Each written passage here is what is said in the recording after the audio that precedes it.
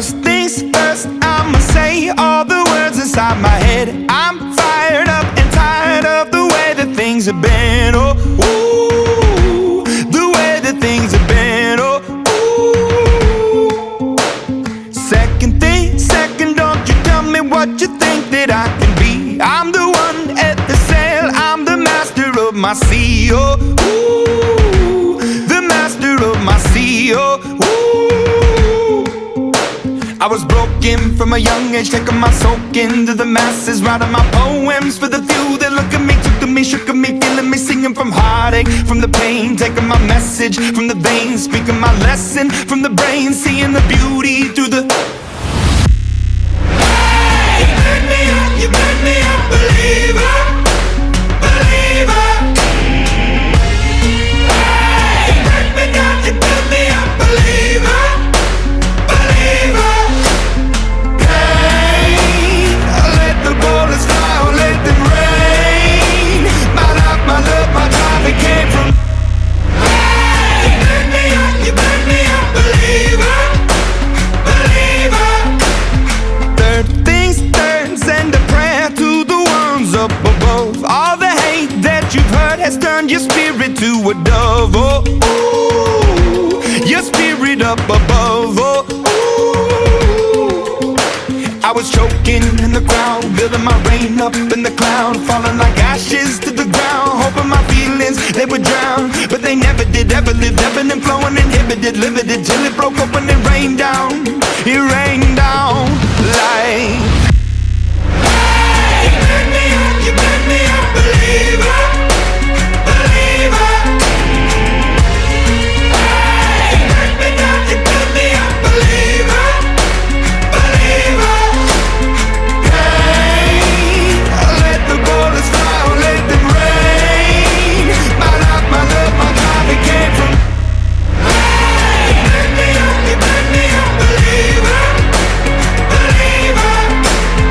Last things last, by the grace of the fire and the flames. You're the face of the future, the blood in my veins. Oh, ooh, the blood in my veins. Oh, ooh. Қыздар гүлге ұқсайды ұлтшылыққа, екеуі де жаурайды күн суықта. Қыздар мен ұлдары қатар өсіп, 30-ымыз оқыдық бір сыныпта. Қыздарға жаз түскенде шаңға ойнаттым, балдарды қыс түскенде қарға ойнаттым.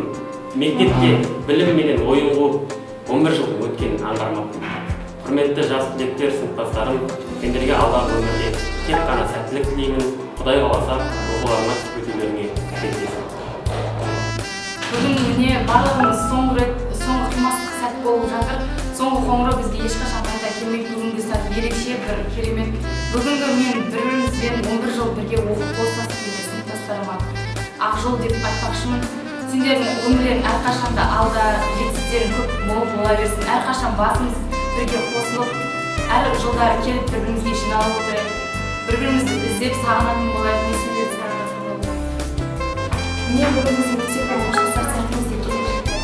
11 жылымыз небәрі 1-2 сағаттай болып сөйлеп алды. Бірге оқыған сыныптастарымды барлығын білемін. Құрметті менің алтын сыныптастарым, алда келе жатқан сынақтан барлығын жоғары бағаласында білесіздер. Барлығыңды жақсы көрдім.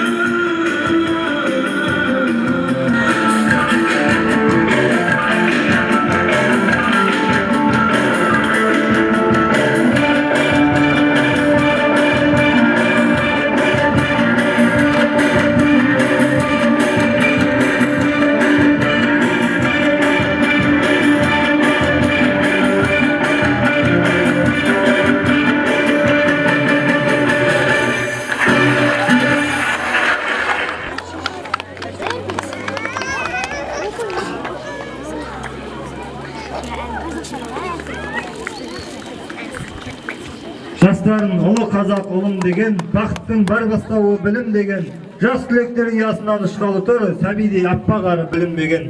Қыздарын қауыз жарған гүлімдерім, ұлдарын ойнақтаған құлымдерім, бітіруші түлектерді шақырайық, жүректері дүрсіл қағып дірілдеген.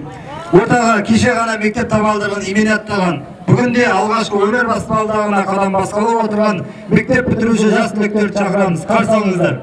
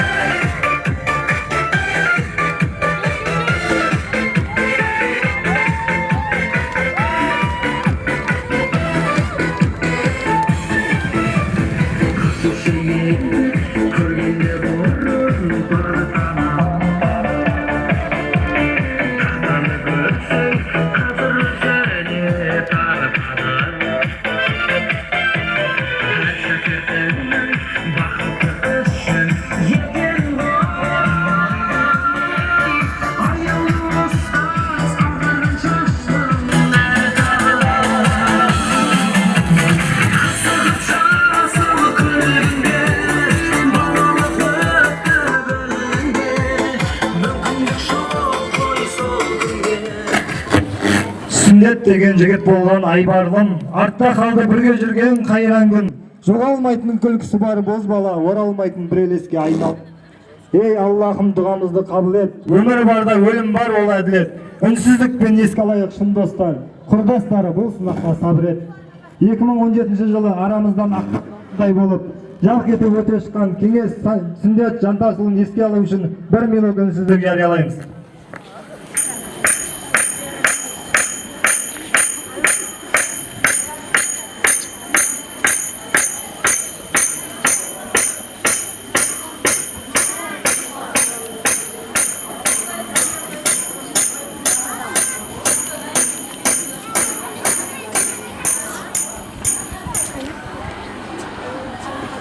Әр сөздері айналған әр аңызға, ең белсенді осылар арамызда, ең соңғы қоңырауды тапсырайық, ең бірінші партадағы қарағызға.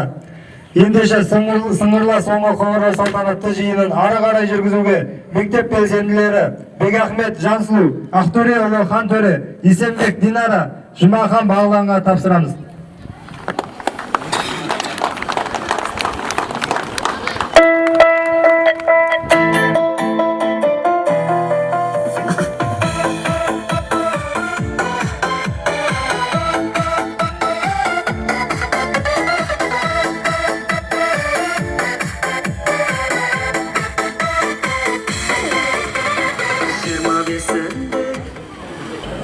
Қимастықпен жас ұялап жанарымда, қиядан көкке қанат қағарымда, алтын ұям жазулы атың сенің өмір кітаптарының парағында. Армысыздар, құрметті ұлағатты ұстаздар, қадірменді қонақтар, аяулы ата-аналар. Бүгінгі сыңғырла соңғы қоңырау атты салтанатты жиынымызға қош келдіңіздер.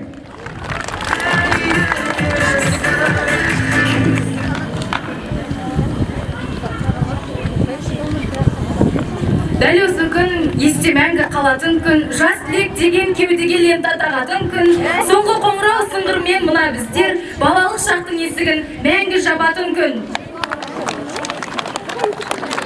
Міне бүгін қызығы мен қиыншылығы мол, ешқашан қайталанбас тарихат ол мектеп қабырғасында тамамдады. Есімізден кетпес ең ыстық естеліктерді ешқашан ұмытпаймыз. Келсек жақсы, өшпестей із қалдырып, жатса да айналамыз жүз жаңғырып. Тәуелсіздік байрағын қасиетті көтеруге тиіспіз біз мәңгілік. Тұғырлы тәуелсіздігіміздің туы мәңгі желбіресін деген ниетпен Қазақстан Республикасының мемлекеттік туы енгізілсін. Ту енгізу рәсімі Ақылбек Нұрдәулет, Ергешбаева Ақсұңқар, Жансейіт Аружанға тапсырылады.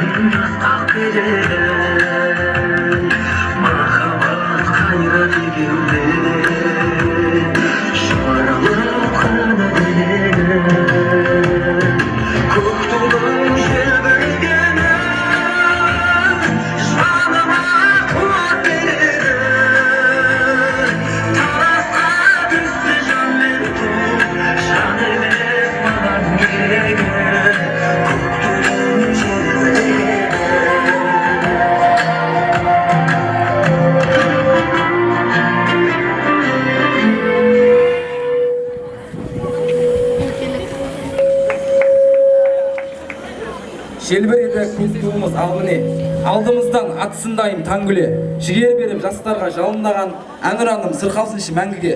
Қазақстан Республикасының мемлекеттік әнұраны орындалсын.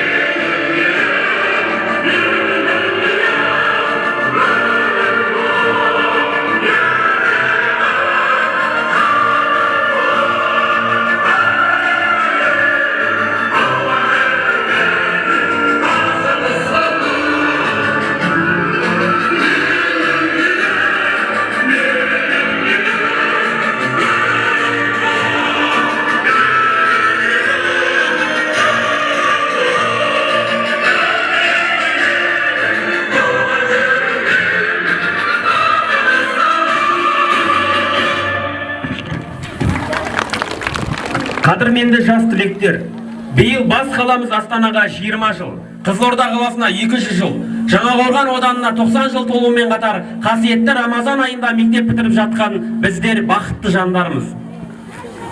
Иә, Қантөре, осынау бақытты күнде салтанатты жиынымызға ақ тілегін арқалап келіп отырған қонақтарымыз да аз емес. Ендеше сол кісілермен таныстырып өтейік. Білімсіздік апарады тас түнекке, оқу деген оқушының тіптік тауы. Арналып ақ тілегі жас түлекке айтылсын ағайлардың құттықтауы дей келе. Жиынымызды ашып беру үшін мектеп директоры Тұрар Әбдіқадыр мырзаға сөз кезегін береміз. Ауыл әкімі, ауыл имамы, және ардагер ұстаздарды ортаға шақырамыз.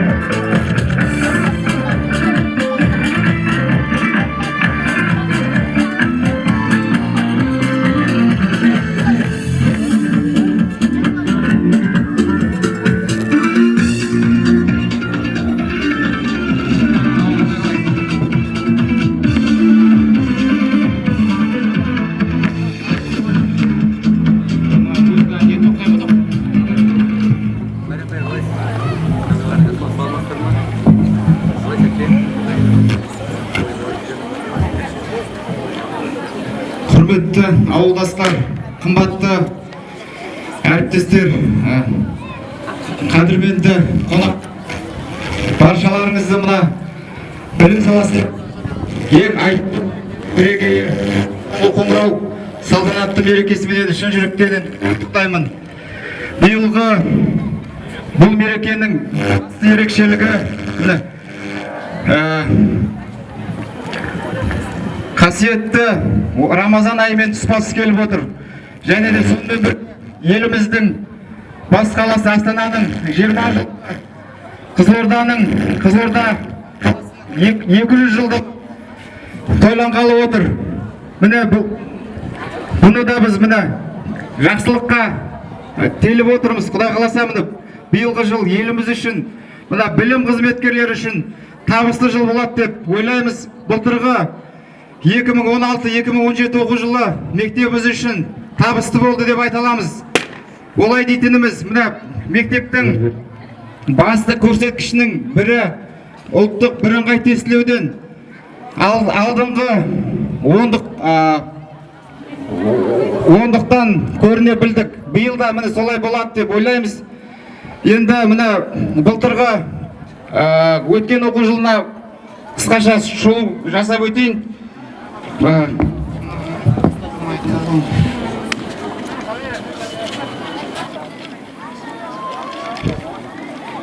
Биылғы жылда біз 479 оқушыменен бастап 480 оқушыменен аяқтап отырмыз. Оқушыларымыз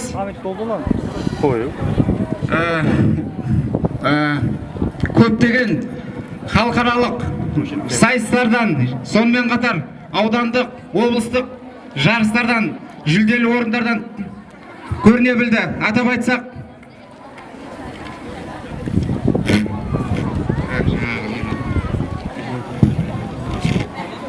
Толдан ал.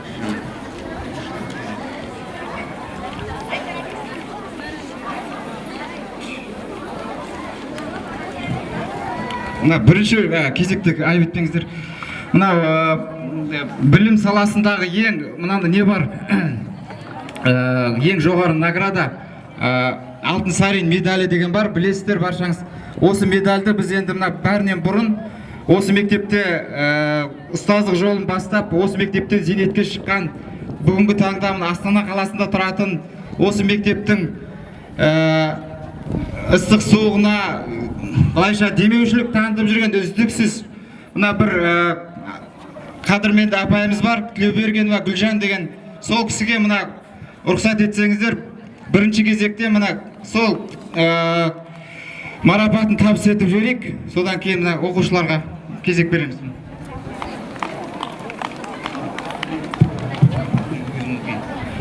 Қазақстан Республикасы кәсіптік және де өзге де мерекелер туралы заңына сәйкес салалық іс-шараларды көтермелеу мақсатында Республикалық ұстаз жолы қоғамдық қорының шешімімен Тілеубергенова Гүлжан білім беру саласында еселі еңбек етіп, үздік нәтижелерге қол жеткізгені үшін, елеулі еңбегі үшін Абырой алтын сарин медалімен марапатталады.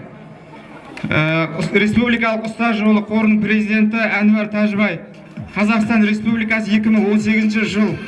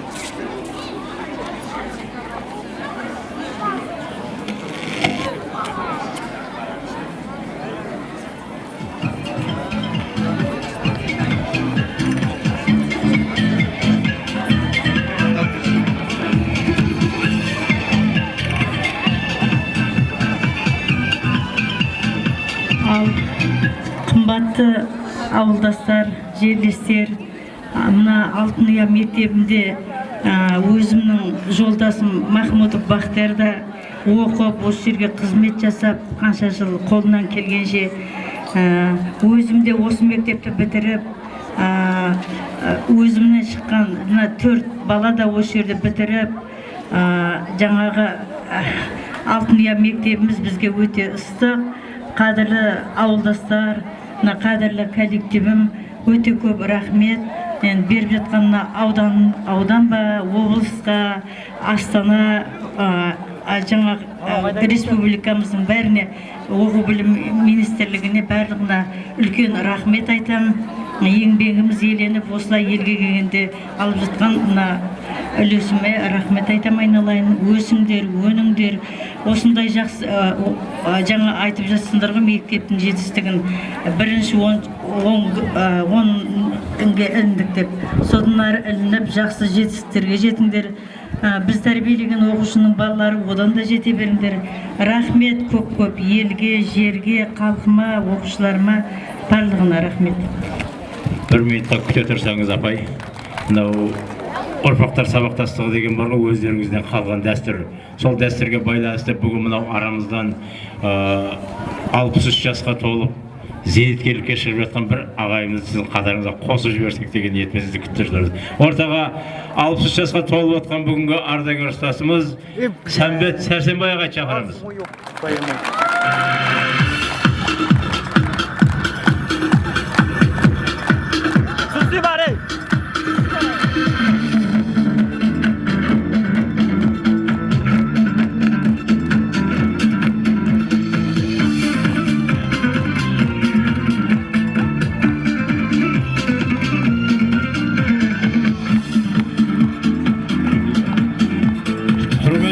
Сәрсенбай Рахымұлы,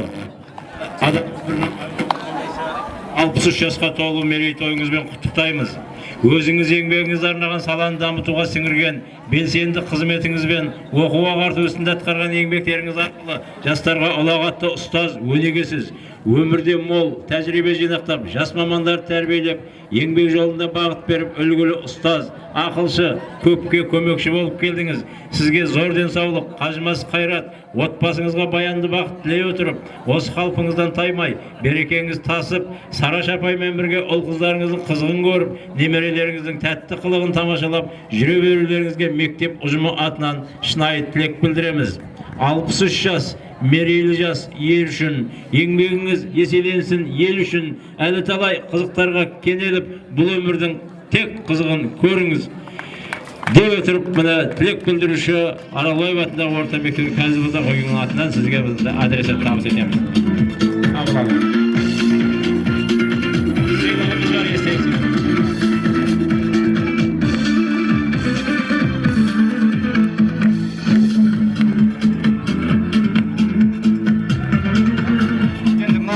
Оқушылар былтырғы қол жеткізген мына біршама жетістіктерге. Осы оқушыларды марапаттап жіберейік қазір міне.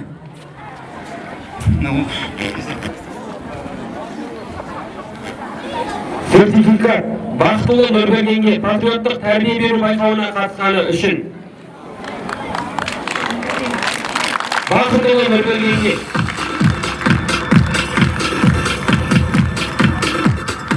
Балдәурен сауықтыру орталығының атынан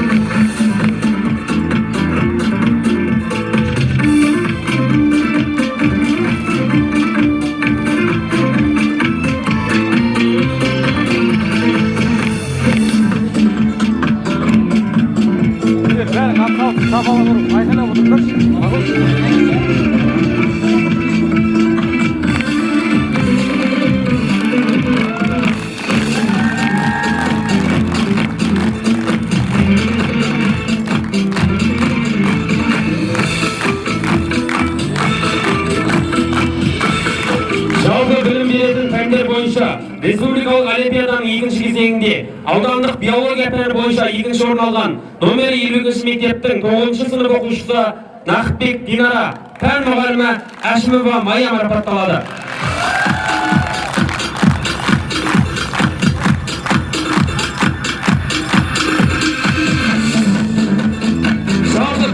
Пәндер бойынша республикалық олимпиаданың екінші кезеңінде орыс тілі пәні бойынша екінші орын алған 52 мектептің 10 сынып оқушысы Мақсатжанқызы Ақбаян, пән мұғалімі Нұрадиева Раушан марапатталады.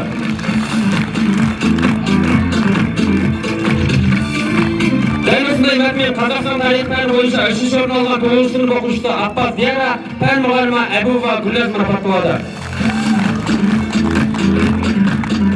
Физика пәні бойынша 3-ші орын алған 10 сынып оқушысы Әбді Жолдас Нұрайлым, пән мұғалімі Түгелбаева Гүлдерай марапатталады.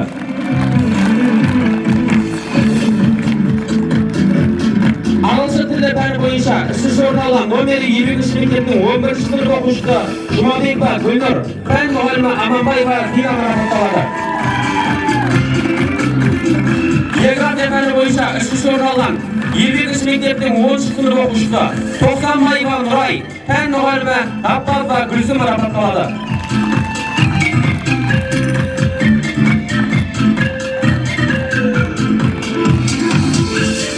Дәл осындай бірінші орынмен Нариман Бектұрсын марапатталады.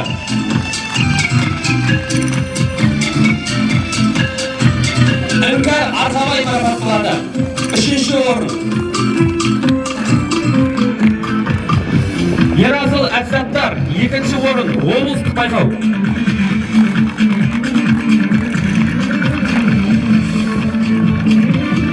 Айна Мұхамедқалиқызы, 2-ші орын.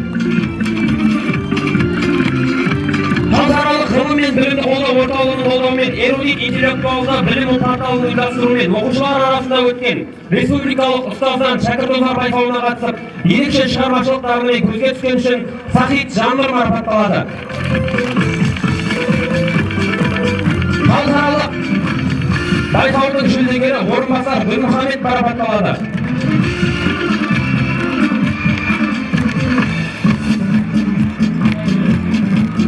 Және келесі кезекте құрметті Нұрділдаева Гүлнар, сізді Пони халықаралық байқауының жеңімпаздары мен жүлдегерлерін сапалы дайындағаныңыз үшін үлкен алғысымызды білдіреміз.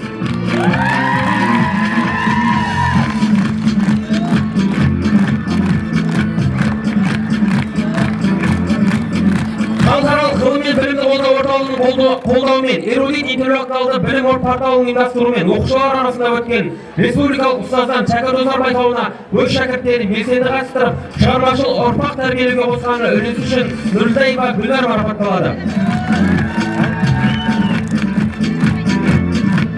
Және алғысқа жас ұрпаққа сапалы білім мен саналы тәрбие беріп, жан-жақты тұлға қалыптастырудағы табыстары үшін 52-ші Бегайдар Аралбаев атындағы орта мектебінің бастауыш сынып мұғалімі Бименғазы Қаламқас марапатталады.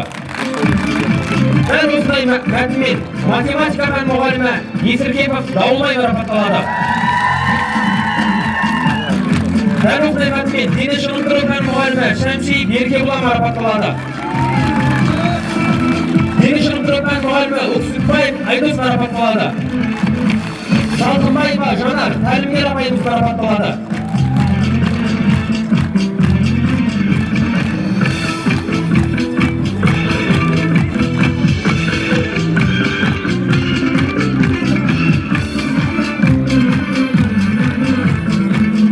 Және рухани жаңғыру бағдарламасын жүзеге асыру мақсатында ұстаз өзгерісіне келісті кіші жобасы бойынша ұйымдастырылған облыстық мектеп мұғалімдері арасында ғашықтық жырлардағы ұлттық құндылықтар атты байқауда белсенділік танытқан үшін Жаңабаев Әділжан Жаңақорған ауданы марапатталады.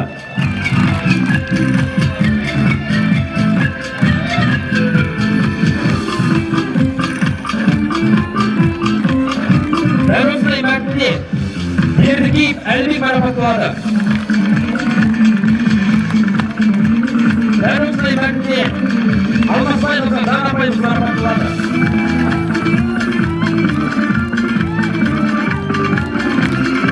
Қызылорда облысы Жаңақорған ауданы 22-ші Бегайдар Жорабаев атындағы жалпы орта мектебі бойынша елбасының болашаққа бағдар рухани жаңғыру мақаласы аясында бірінші республикалық сынып жетекшілер олимпиадасында ең үздік 100 ұстаз қатарына енгені үшін Фируза Смайылқызы марапатталады.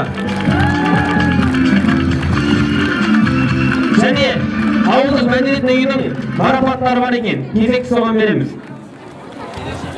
Қайырлы күн, қадірлі ата-аналар, ұстаздар, қымбатты жас түлектер, оқушылар. Бүгінгі соңғы орау мерекелеріңіз барлықтарыңызға құтты болсын.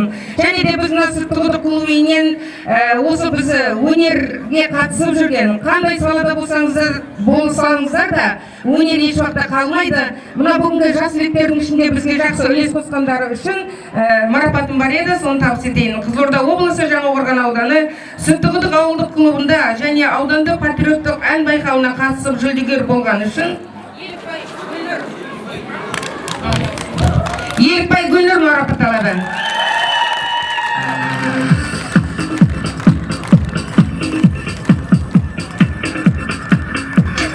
Дәл осындай марапатпен ақындар мүшәйрасына қатысып жүлдегер болған үшін Ақтөре ұлы Қантөре марапатталады.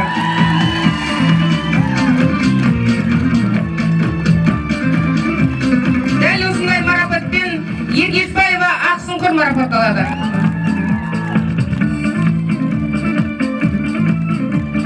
Және де осындай марапатпен Серікбай Гүлсан марапатталады. Өнерлерің қалмасын, жолдарың болсын, қай уақытта болса да өнерлі болыңыздар. Құрметті ауылдастар, қымбатты қонақтар. Баршаларыңызға тағы да оразаларыңыз қабыл болсын дейміз. Тағы да мектептегі басты көрсеткіштің бірі тағы да ұлттық бірыңғай тестілеу келесі айда өткізіледі. Қаласа 38-і 63%.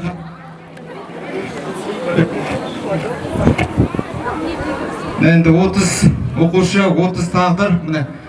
Бұл бүлдіршіндерге жолдарың ақ болсын дейміз. Қайда жүрсе де аман болсын.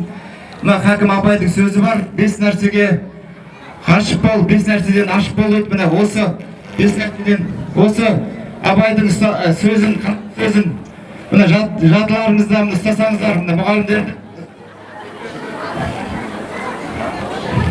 кеткен еткен еңбектерінің қайтқандығы деп есептейміз. Баршаларыңызға ораза қабыл болсын, еліміз аман, жұртымыз тыныш болсын. Рахмет.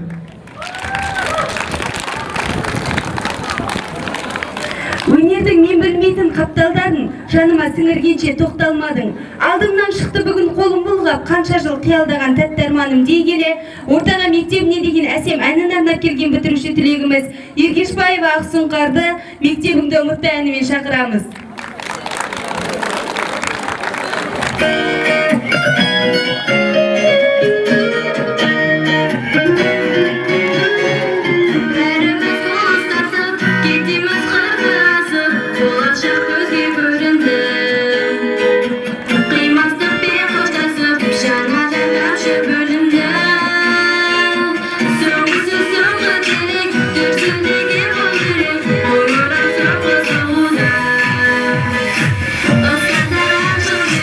Oscar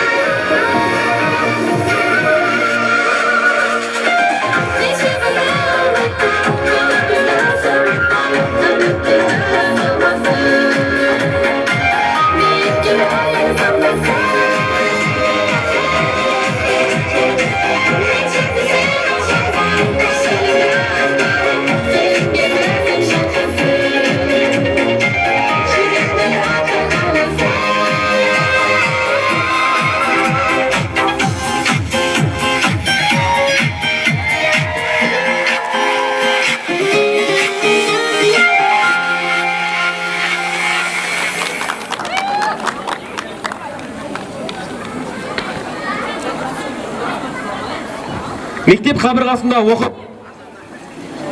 қабырғасында оқып білімдерін аса жетілдіріп, мектептің абыройын асқақтатып жүрген мектептегі үздіктеріміз де аз емес. Ендеше мектебіміздің оқу үздіктерін құрмет қошеметпен ортаға шақырамыз.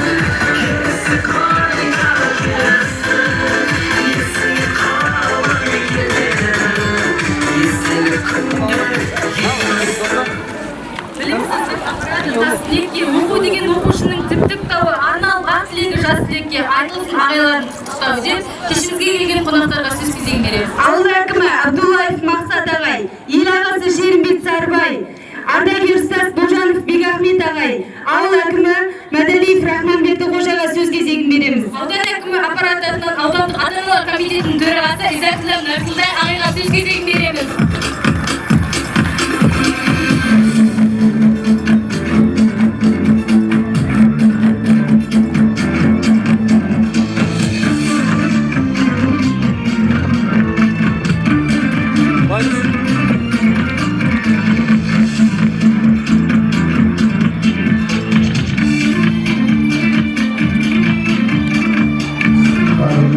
Ұстаздар, ата-аналар, құрметті оқушылар, мектеп бітіруші түлектер.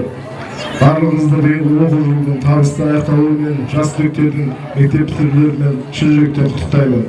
Бүгінгі 20 мамыр күн ерекше тебірес пен толғанысқа толы күн деп есептеймін.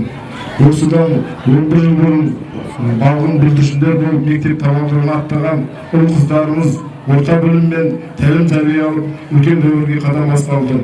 Үлкен өмір жолына бастыр қадамдарыңыз сәтті болсын, бәріңе ақ жол тілеймін. Алдағы уақытта тек жақсы жетістіктеріңіз бен жоғары көрсеткіштеріңізбен біздерді қуанта беріңіздер. Ел болашағы сіздердің қолдарыңызда. Елде жасалып жатқан игіліктердің барлығы елдің болашағы, жас ұрпақтың келешегі жарқын болу үшін жасалып жатыр. Сондықтан қай кезде терең білім алу жолында жалықпай талмай ізденіп, ел тізгінін ұстайтын азамат болуларына тілектеспін. Алдағы үлкен сынақ ұлттық бірыңғай тестілеуден абыроймен өтіп, жақсы нәтижеге қол жеткізсін. Осында отырған ардагер ұстаздарыма, мектеп ұстаздарына айтарым, сіздердің еліміздің болашағына сіңірген еңбектеріңіз ұшан теңіз, ешқандай өлшемге сыймайды деп ойлаймын. Сіздерге мыңда бір алғысымды білдіремін. Барлығымыз ұстаз алдынан шықтық. Бүгінгі елге қызмет етіп, нан тауып, отбасымызды асырап отырғанымыз сіздердің еңбектеріңіздің арқасы деп білемін. Дендеріңіз сау болсын, еңбектеріңіз жемісті болсын, отбасылық бақыт тілеймін сіздерге. Еліміз аман, жұртымыз тыныш болсын, бейбітшілігіміз баянды, тәуелсіз еліміздің тұғыры биік болсын, елбасымыз аман болсын. Осындай берекелі, қуанышты күндерде өздеріңізбен жүздесе берейік.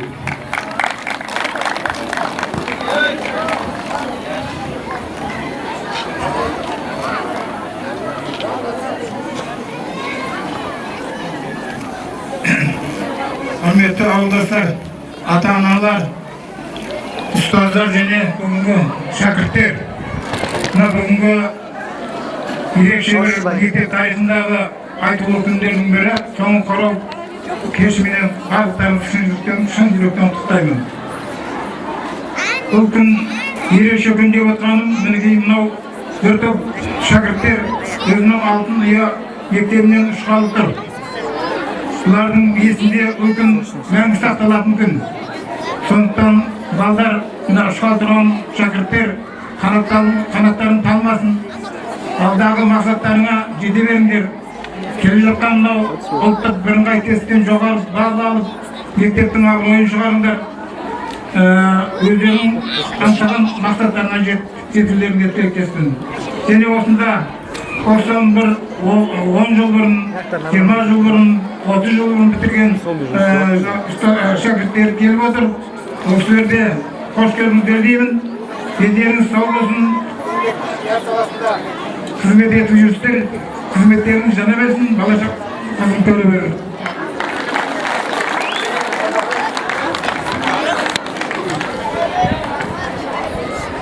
Bismillahirrahmanirrahim. Elhamdülillahi Rabbil alemin.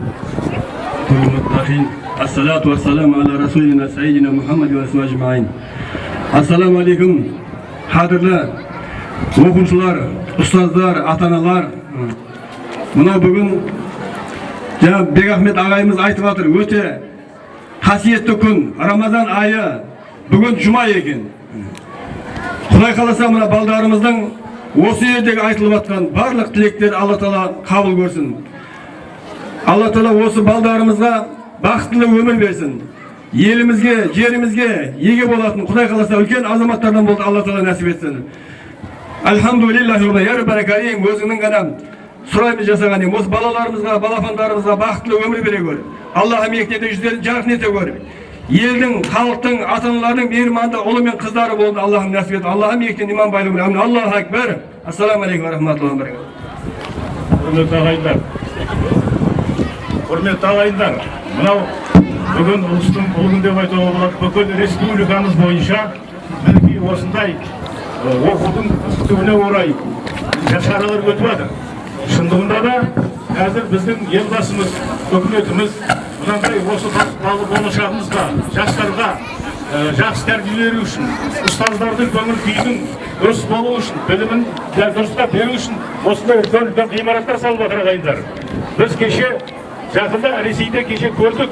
Ресейден Москвадан 100 шақырым жерде бір 9-шы класс бітіретін ескі мектеп бар екен. Соған дейін көрсетіп жатыр. Ал бізде мінекей Құдайға шүкір осындай үлкен ғимараттар салынып, үлкен жұмыстар жасалып жатыр.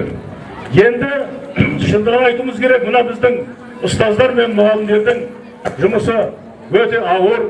Біз оны толық білеміз. Себебі әр үйдің тентегін біріктіріп, әр үйдің мінекей жинап, солардың бәріменен мысалы үйдің тентегі 30 болатында солардың бәрін біріктіріп, тәртібі бар, тәрбиесі бар, білім бар. Мінекей соны істеп жатқан ұстаздардың үлесі үлкен. Біз сондықтан ұстаздарды құрметтей білуіміз керек. Шындығын айтуымыз керек. Біз енді аудандық ата-аналар комитетінің атынан айтатын болсам, бізде кейбір ата-аналар ұстаздардың қатты айтқанына дейін көтере алмайды. Ал ол деген сөз мына баланың келешегіне балта шабу деген сөз. Сондықтан мына ұстазға бергеннен кейін баланы бұрын өз ескі қазағымыздың өзінде айтқан. Сондықтан оған біз қатты мән беруіміз керек.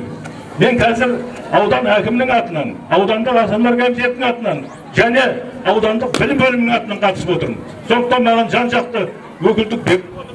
Сондықтан менің айтарым мына ұстаздарға, ата-аналарға осындай ұлы мерекелеріңіз құтты болсын. Мына ұстаздардың бір жылдық жемісі көрініп жатыр. Мына қаншалықты шара ұйымдастырылып жатыр. Қаншалықты ардагерлер, имамдар мінекей бәрекет тілек айтып жатыр. Осының бәрі біздің болашағымыз үшін айтылып жатқан жақсы тілектер. Сондықтан мынау сіздердің бүгінгі мерекелеріңіз құтты болсын. Сүттік ауылындағы ұйымшылдықтың, ынтымақтың бәрі мінекей өздеріңізге келеді. Ауызбіршілік тілейміз. Мінекей жас жігіттер қазір мектептің директоры болып жатыр. Кеше Ақсуат деген мектепке жас директорды сайладық. Жастардан қазір мына Қадыр сияқты 2-3 жігіттер бар. Бірақ олардың болашақ келешек істеп жатқан тірліктері бәрі көңілге қонып жатыр. Сондықтан біз ауызбіршілік, ынтымақ, берекемен осындай жақсы тілектерге бірге қосылайық ағайындар. Сондықтан мерекелеріңіз құтты болсын, дендеріңіз сау болсын. Ұстаздар мен ата-аналарға қоса айтатын. Мына жас жеткіншектер, мінекей бүгінгі үлкен той, бүгін мектеп бітіріп жатқандардың тойы. Бір сыныптан бір сыныпқа көшіп жатқандардың тойы класстастарға. Енді бір класста келіп жатқандардың тойы. Бүгін негізгі үлкен той, оның үстіне ұстаздарға деген жаңағы үлкен еңбегіне елеп, ой еңбегіне елеп, 3 ай демалыс беріп жатыр. 3 ай демалады. Міне осы 2 аралықта біз мына ұстаздар мен мұғалімдерімізге жақсы дем алып, жақсы ой елегін неғып, келешекте жұмыс жүргізе берсін дегіміз келеді. Мына мерекелеріңіз құтты болсын. Енді құрметті ағайындар, бізде ақыры келіп, енді келгеннен кейін мен осы мезетті пайдаланайын. Мысалы бізде ауданымызда үлгілі ата-ана деген бізде марапаттар бар. Ауылдағы ардагерлердің басын қосып, үйлестіріп, үлгілі семья деген атағы бар. Мінекей, қазіргі біздегі сіздердің ауылдағы қоғамдық кеңестің төрағасы Шерімбет Сарыбай. Мінекей, осы кісіге арнайы біз қоғамдық бірлестіктер, ауылдың әкімі, ауданның әкімшілігіне келсек отырып, үлкен марапат әкеп тұрмыз. Ел ардақтысы деген. Сол ел ардақтысын Шерімбет Сарыбайға, ауылдық қоғамдық кеңестің төрағасы табыс етуге рұқсат етіңіздер. Қолдап қойыңыздар қосып.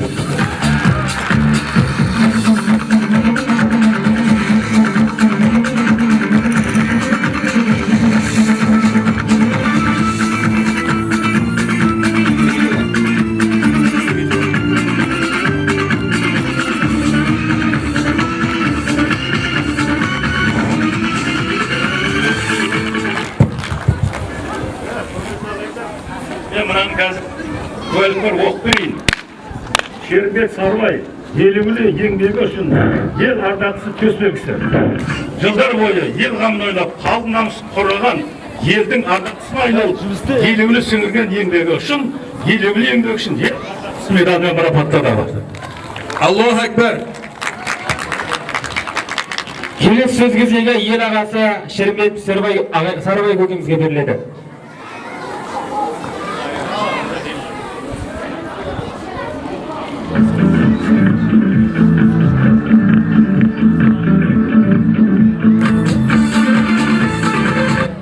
Бәрекелді. Ассалаумағалейкум ағайын. Мына құрметті оқушылар, мектеп бітіруші. Bir.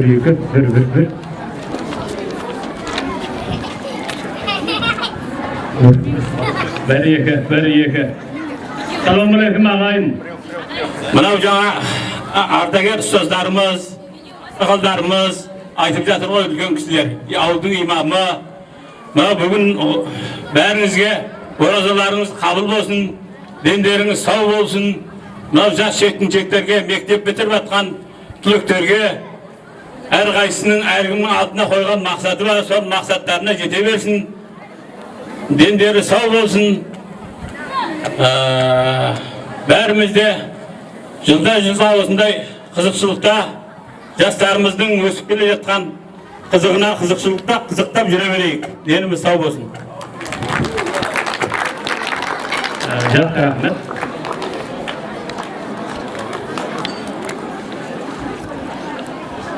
Түлектер тұйық кім білсін, сезімбе қимас кернеген.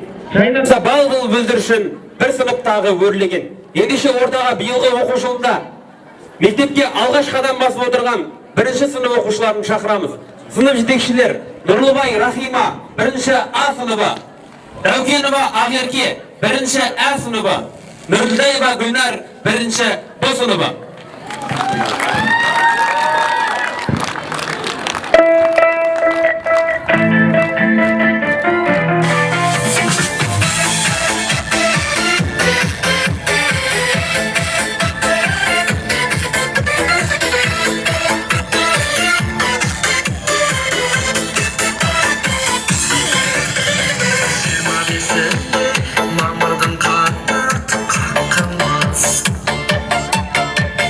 Just a little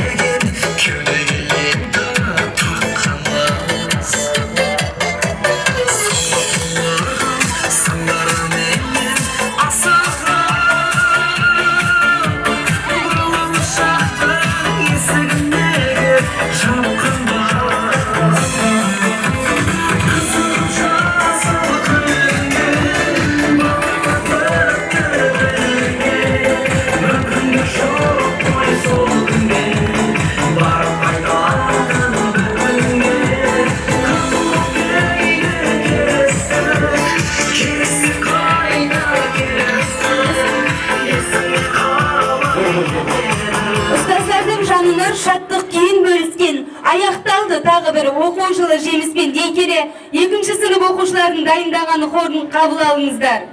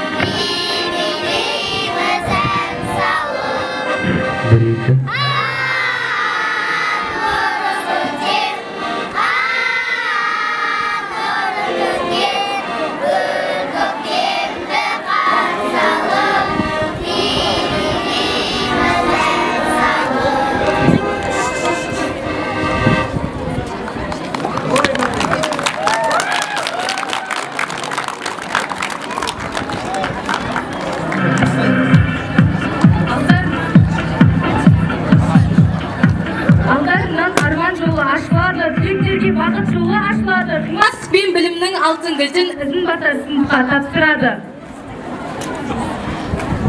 Кезек алтын кілт тапсыру рәсіміне беріледі.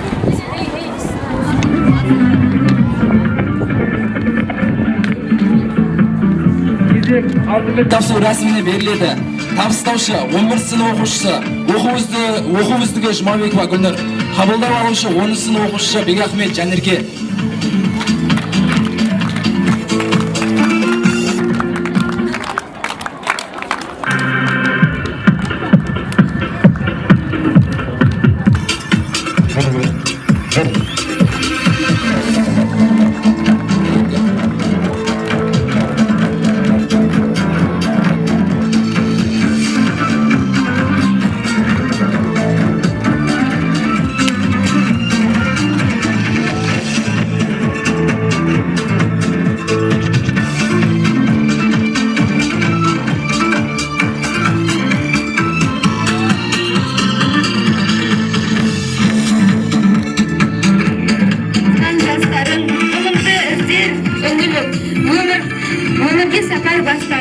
Алдымыздан күліп тұрыңыз, білімге құйып сананды, шәкірт болыңдар, білікті. Орнымызды нық басар деп тапсырамыз алтын кілтті.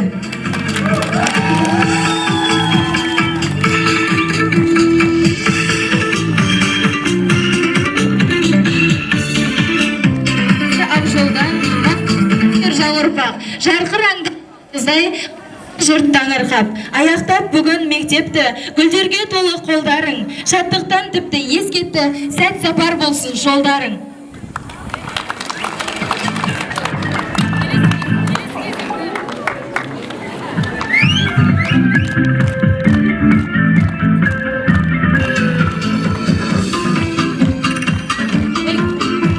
Келесі кезекте білім бөлімінің бас инспекторы Жандарбекова Мира апайға бір сөз кетейін береміз.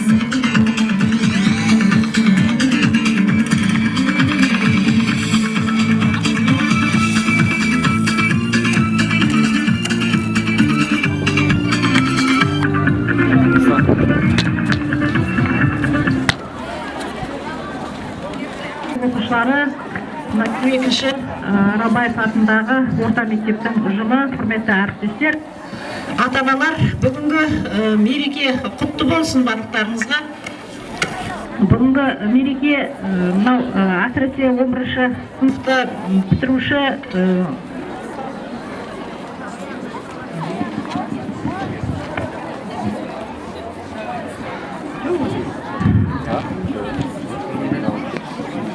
бір бет жеп қойды. Бір.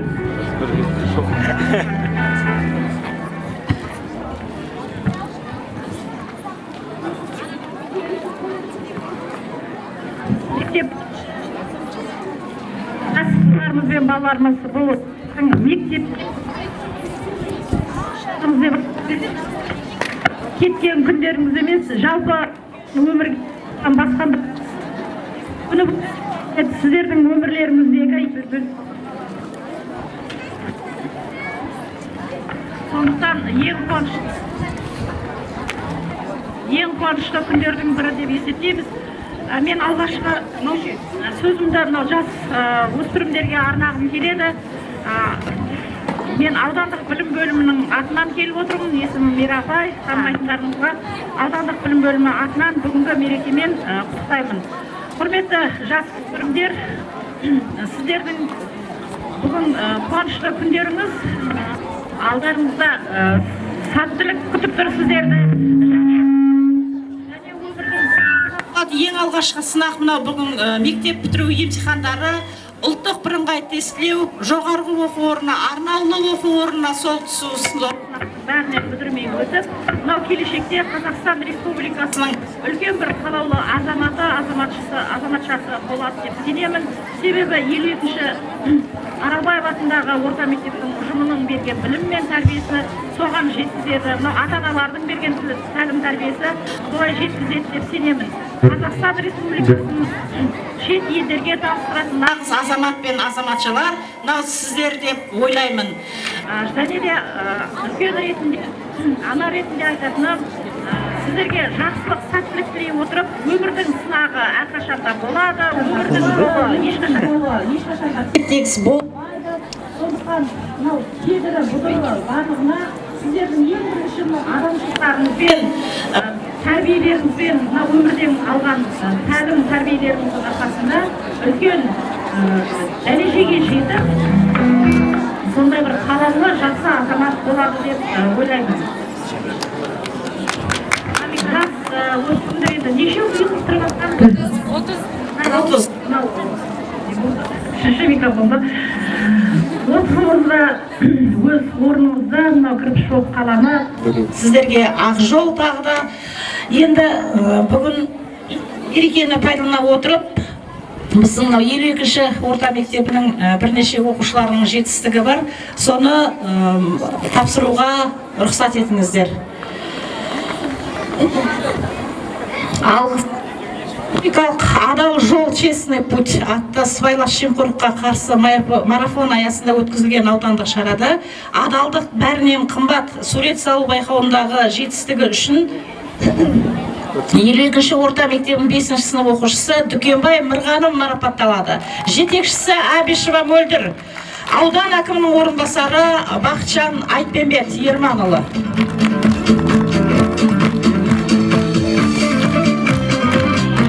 Берікбай Дана дайындалып тұрсын.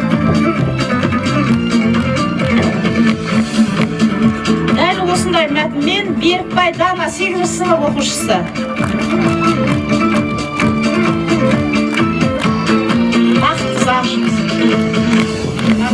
Данамыз бар ма? 7-ші сынып оқушысы Бақытқызы Ақжүніс. Жетекшісі Әбішева Мөлдір.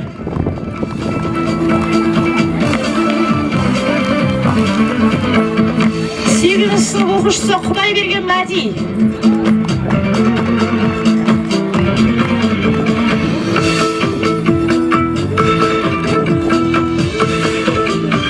8-ші сынып оқушысы Дүйсенбіқызы Дана.